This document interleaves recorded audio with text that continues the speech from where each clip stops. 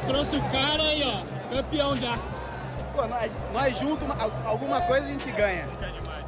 Então, graças a Deus aí. Fala galera, hoje vamos reagir ao Flamengo campeão da Supercopa do Brasil. O Flamengo venceu o Botafogo por 3-1 e conquistou o título que abre a temporada 2025. Vamos assistir juntos a análise da atuação do Flamengo, que dominou o jogo do início ao fim. O time jogou dentro do que pensa de futebol, com uma performance soberba. Vou mostrar todos os detalhes dessa partida emocionante. 4 meses de trabalho do Felipe Luiz e ele já se mostra um técnico moderno, atualizado, que joga dentro das características históricas do Flamengo e que aparentemente tem uma gestão de grupo que funciona.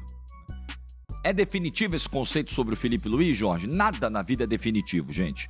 Então você quer dizer que o Felipe Luiz estará no hall dos maiores treinadores brasileiros da história? Eu não sei. Não faço a mínima ideia. Minha bola de cristal segue na manutenção e pelo que me disseram, não vai ter muito jeito não. Acho que não vai dar para consertar. Estou tentando lá. Não sei. Agora, o que eu vejo precisamos repetir isso, né? Falamos isso ano passado, nos primeiros jogos do Felipe Luiz, depois do título da Copa do Brasil. É constrangedor. Ah, Jorge, o Tite é coisa do passado. Tá, é coisa do passado. Mas o Tite, por exemplo, está sendo ventilado no Botafogo, né? Ele é coisa do passado do Flamengo, mas ele ainda não é passado no mercado, no futebol brasileiro. Ele pode voltar a qualquer momento. E pode fazer um grande trabalho de novo, por que não? Mas é constrangedor que um treinador jovem como o Felipe Luiz, sem bagagem como o Felipe Luiz, até então sem títulos na carreira no profissional, porque ele não tinha tido oportunidade do profissional como treinador, né? Vinha trabalhando muito bem na base.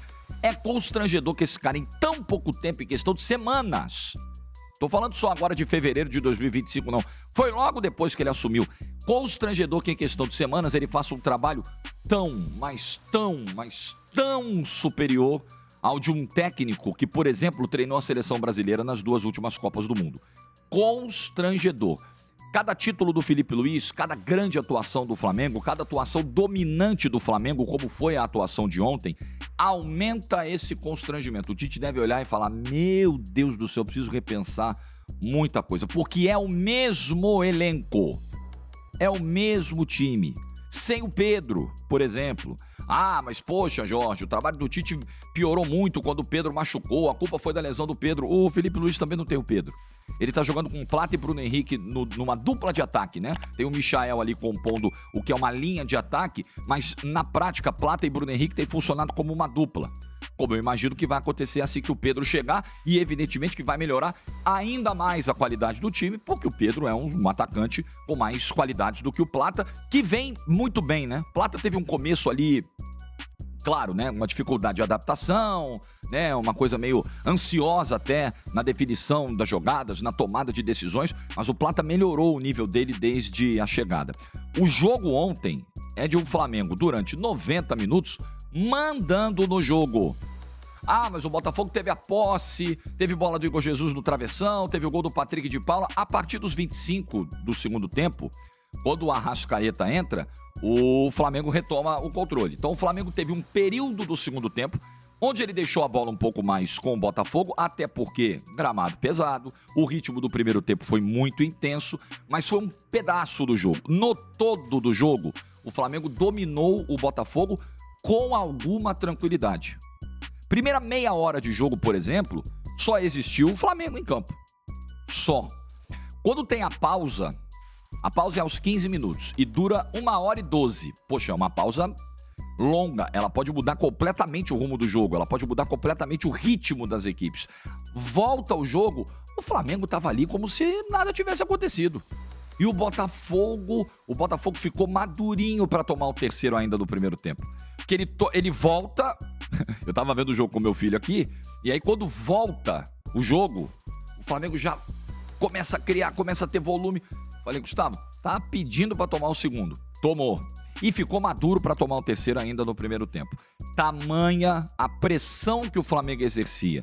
E tem sido uma característica do time do Felipe Luiz. pressão incessante, domínio do jogo, geração de oportunidades. É o Flamengo, gente. O Flamengo geralmente é isso, né? Historicamente, as equipes têm perfis, eu falo muito disso, a gente tem que entender DNA de clube. O Flamengo tem um DNA de jogar dessa forma. O Flamengo é, historicamente, ofensivo. O Flamengo é, não à toa, uma das equipes que atingiram 13 mil gols na história do futebol. Tem uma discussão aí de flamenguista com santista sobre contagem e tal, mas enfim, não vou entrar nesse mérito, mas a verdade é, o Flamengo é historicamente um time de muitos gols, e muitos gols você constrói com muita pressão, com muito ataque, com muita criação, e isso o Flamengo tem. E o Flamengo fez tudo isso sem o Arrascaeta durante 70 minutos do jogo. Que o Arrascaeta ainda não tá 100% e só entrou aos 25 do segundo tempo. Sem o Pedro, que é o seu principal centroavante. Que quando voltar, se o Flamengo continuar nessa rotação, vai deitar de fazer gol no ano. Então ninguém começou... A notícia é essa, tá? Ah, Jorge, são 2 jogos. Porque jogou contra o Volta Redonda também com os titulares e na mesma pegada. Mas em 2 jogos... O Flamengo mostrou o que nenhuma outra equipe no futebol brasileiro mostrou até agora. Estamos hoje no dia 3 de fevereiro.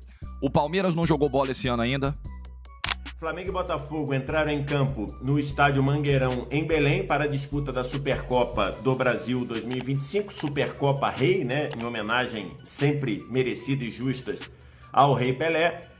E o Flamengo venceu por 3-1 numa atuação soberba, numa excelente atuação, num domínio praticamente dos 90 minutos, em que o Flamengo se impôs, o Flamengo jogou um futebol em que dominou praticamente o tempo todo e venceu sem susto. Na verdade, o placar de 3-1 acho que ficou até pouco diante do domínio que foi a partida. É bem verdade que o Flamengo voltou a se preparar antes do que o Botafogo, então o Flamengo está num estágio de preparação melhor. O Botafogo não tem técnico, né? O Flamengo jogando e treinando com o trabalho do Felipe Luiz, mas o fato é, o Botafogo foi dominado completamente pelo Flamengo. O jogo ele foi paralisado por 1h15, 1h20, por conta das fortes chuvas que caíram na tarde de domingo em Belém. E antes da paralisação e depois da paralisação, o Botafogo não conseguiu competir com o Flamengo. Foi um Flamengo que abusou das jogadas pelos lados do campo.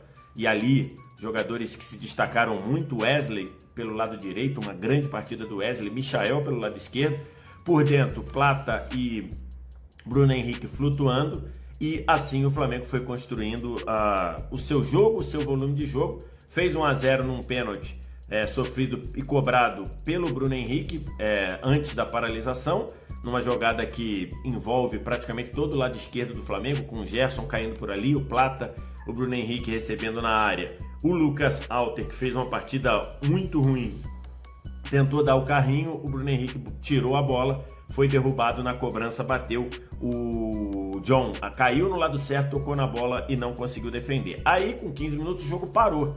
O jogo, de fato, não tinha como continuar, uma chuva torrencial, um campo muito pesado, com poças, com campo alagado.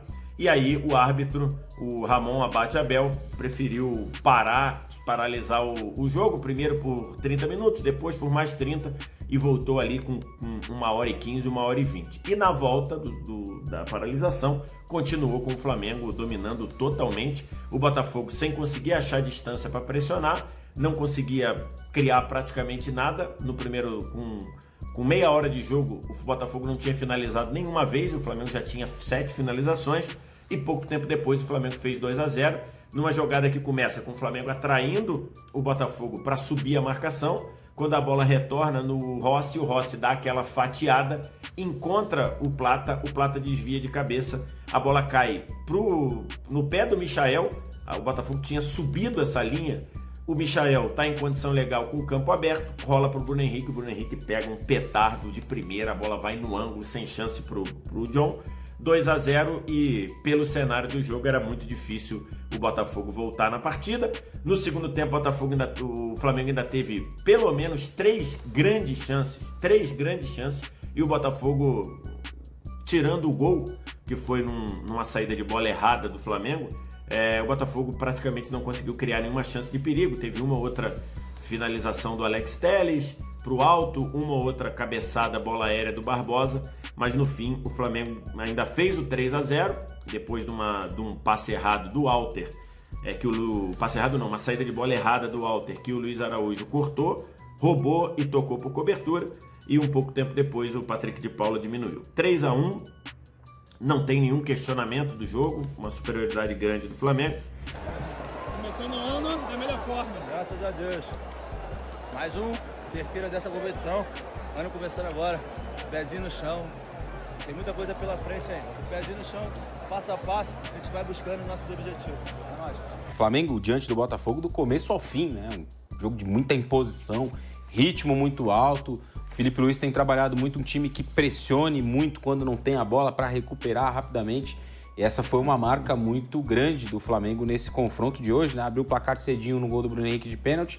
Tem aquela paralisação muito longa, né? Mais de uma hora o jogo parado por conta da chuva lá no Mangueirão. E no retorno, rapidinho, já tem o gol do 2-0. Então, um jogo de domínio muito grande do Flamengo.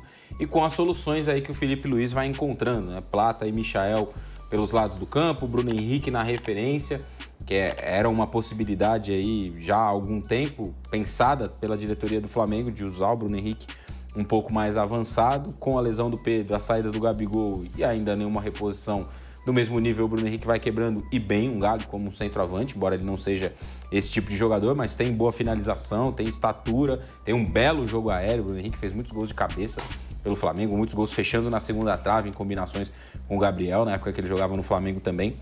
Então são soluções aí que o Filipe Luís vai encontrando, né? Ainda sem o Arrascaeta 100%, hoje mais uma vez começou no banco de reservas.